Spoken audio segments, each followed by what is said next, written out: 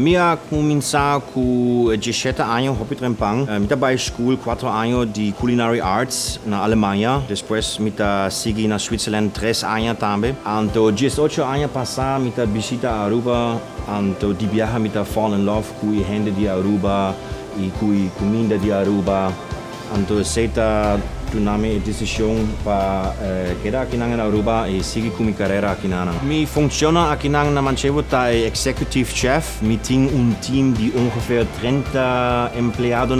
Anto mi mesto make sure nos ting un bon schedule y money planning. Anto mi da make sure toda comida ta sali bon presentación y de bon calidad. Al fin de día mi siento mi mes hobby orgulloso sobre mi team ta able para poner un top-notch comida arriba e mesa.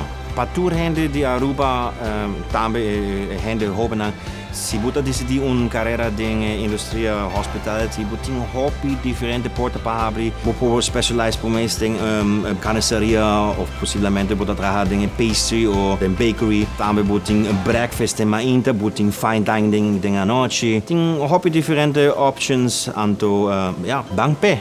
Mi nome é Sandro e a mita Turismo.